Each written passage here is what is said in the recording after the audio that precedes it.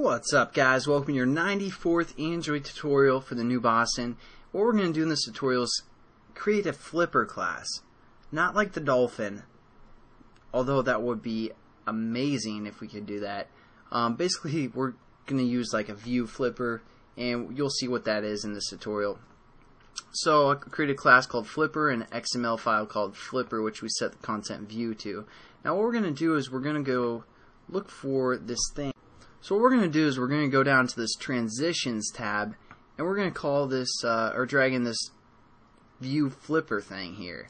So we're going to drag that in. Then we're going to go over to the XML, just kind of format it, and then we're just going to throw in some random crap.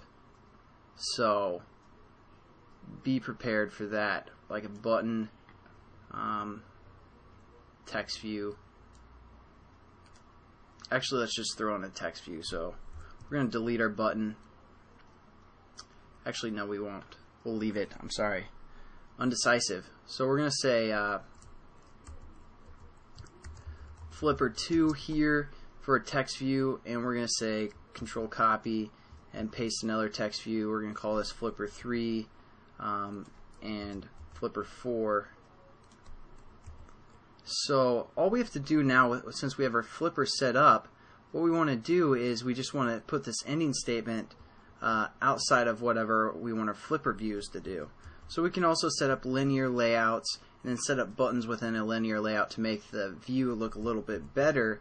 But instead, we're just going to have one class be, or like you can think of it as an activity, somewhat be a button. The next one's a view, a text view. Next one's another text view, etc. That's how the flipper class works.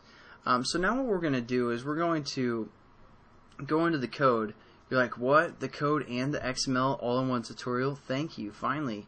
Instead of wasting our times here. So now let's create that flipper thing that we just created. So what we're going to do is we're going to say ViewFlipper, and we're going to call it Flippy. And what we're going to do is just add that reference as always. So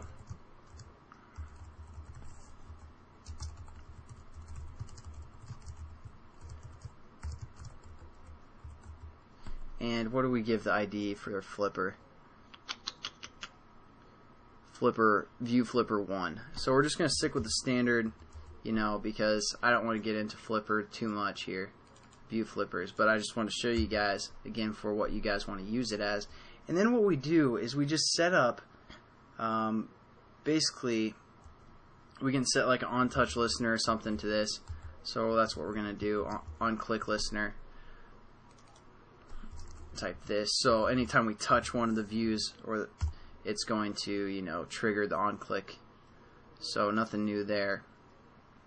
And basically when we hit this click, we can do some methods, and this is what I want to get into. So we have this flippy thing, and we're going to use the method on it, and again we have to define our variable above our onCreate method and delete that there. So now we can use Flippy down here. So we're going to say Flippy, and one of the things that we can do is we can just say show next. So that's going to go into our next. Maybe I will have to break this into two tutorials because I want to show you a few other things that the Flipper class can do. But let's just run it as now and make sure it works. But yeah, that's all this tutorial is. Basically, the XML file, when you set up this ViewFlipper, then you set up things within here, it's going to classify each one of those as a different kind of view, and it's just going to flip through them anytime we click on it. So here's our first view. Click on our ViewFlipper, which is up here, and so one thing that we can do is we can make this ViewFlipper fill the whole content, fill parent. I don't know if it's not for the height. Yeah, for the height we want it to fill parent, so that's something we can change. So we can click anywhere on the screen for the most part. But as you can see, it just will flip through all of our flippers and start over. So, I mean, it's kind of nice to have for like a flashcard or something, a flashcard application where you just flip through flashcards or something for studying. But again, you guys can set up a linear layout here and then define some stuff within there if you want a view to be a certain way. And then you can just flip through them by this, this command show next. So you can create a button up top above your ViewFlipper, and you can click that to go to the next one, etc. So that's basically it for this tutorial. Actually, let's just show you one more, and then we'll be done with this flippy thing. I know it's kind of a waste just to have one tutorial where we set up both a class and an XML file just for this. But another thing that we can do, let's say we want like a gallery that we have different pictures in each view. And what we can do is we can say, instead of saying the on-click listener to flip, well, we can do that anyways, but we can also set up a variable, a time variable. So we can say flippy.set flip interval, and it takes milliseconds. So let's just get crazy and say half of a second. So every half of a second, it's going to flip to the next one, or that's the interval.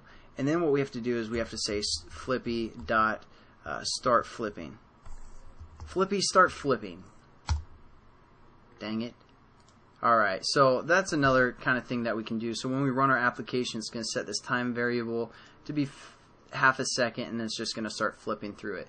And then every half second, it's going to, just go to the next one. So that'd be good for like a photo gallery or something if you guys are creating that. I don't know. So as you can see, it's flipping through every half second.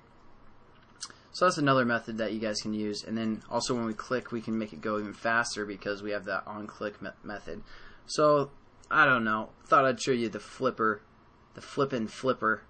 And I'll catch you guys in the next tutorial.